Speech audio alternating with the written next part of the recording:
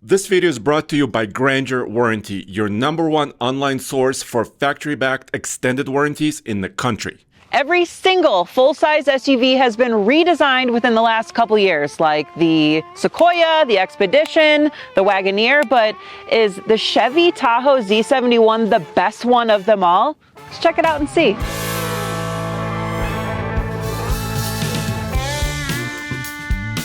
Some of the main differences on the 2025 Tahoe with the ZR1 trim would be these headlights. So we have thinner headlights up top and a bigger bulb down below. It's quite a large headlight to begin with. And then we also have a high approach fascia that kind of also shows off the skid plate a little bit more too. And you gotta love these bright red recovery hooks.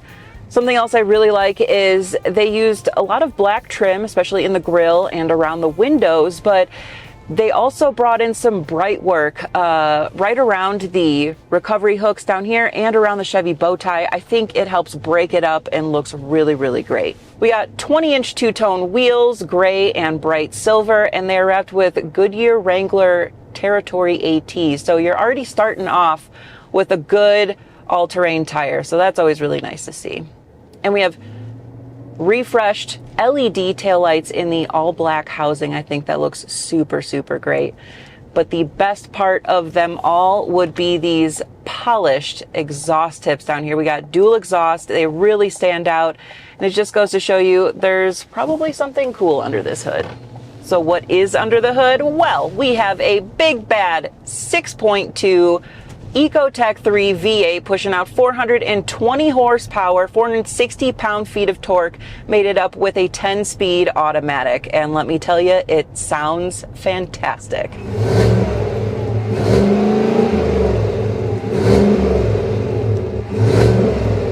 The downfall? Your combined MPG is 16, so not the greatest. But listen, if your top priority is great fuel economy, you're probably not looking at anything that even has a 6.2 V8. Now, the 6.2 V8 is what I would get, but there are a few other options when it comes to the Z71. You can drop down to a 5.3 V8, or you can get the newly available 3-liter Duramax diesel engine. That is going to be the best option if you plan on doing a lot of towing. When it comes to full-size SUVs, people usually care about how much cargo space you're going to have, and there's certainly no shortage of that in the new Tahoe. Behind the third row, you get 25 cubic feet, but if you need more room, you can just press and hold these buttons, and the third row comes down, and now you have 72 cubic feet. Need more? No problem.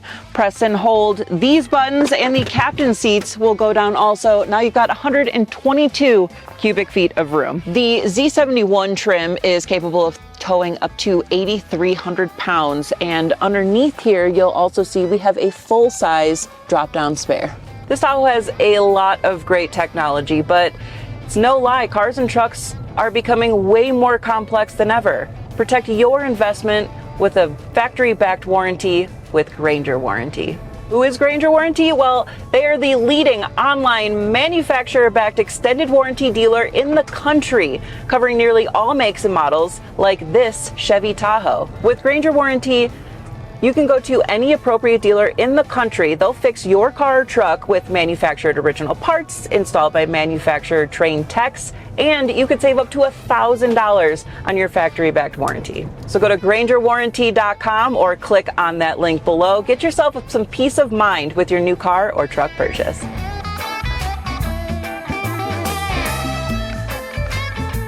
These big seats are so comfortable.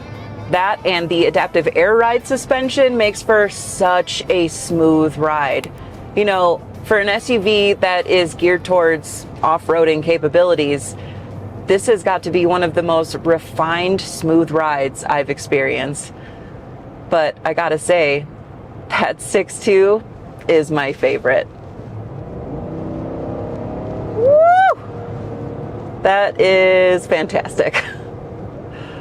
The first thing I noticed is this massive 17.7-inch screen.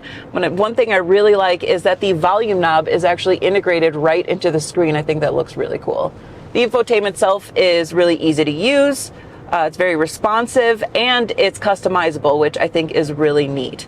Plus, it comes with Apple CarPlay and Android Auto. Another thing I love is how sleek and simple the whole center console, the dash, everything, and that's because most of your controls for different features like your drive modes, your ride height, your brake controller are actually all on the left side of the steering wheel here.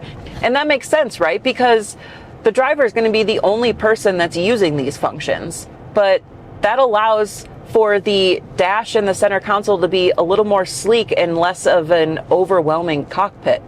Down here we've got a wireless charging pad, a couple of USB ports, your cup holders, but we have a couple other goodies up top here. You can actually drop down and fold up your third row seats from these buttons up here. But one thing I think they could have done a little differently. We have 3 different buttons for this panoramic sunroof.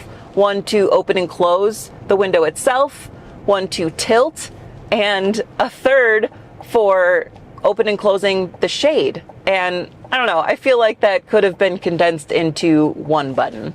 This Tahoe also has the comfort package, which means you get heated seats, heated steering wheel, and a 10-speaker Bose sound system. Climbing into the second row of the Tahoe, you can see we've got some nice big comfy captain seats because this Tahoe is spec'd out for a 7-seater, but you can get up to as much as 9 passengers if you opt out to have the bench seat in the front. Don't know how many people are going to do that, but if you have a ton of people you need to haul around, you certainly can. We also have your own climate zone in back where you can also turn on your heated seats for the captain chairs as well. And then we do have 2 12.6-inch touch LCD displays that can show apps like Netflix, Hulu, and YouTube. So keep your rear passengers occupied. That'll be nice. Jumping into the third row of the Tahoe, seats get a little less comfortable, but still got a little bit of a cushion to it. And there's not a whole lot of space. Compared to the captain seats, you get 42 inches of legroom up there, but only 34 inches back here. So if the people in the captain seats do not move their seats up a little bit, you may actually be fighting for the middle seats. You can extend your legs a little bit.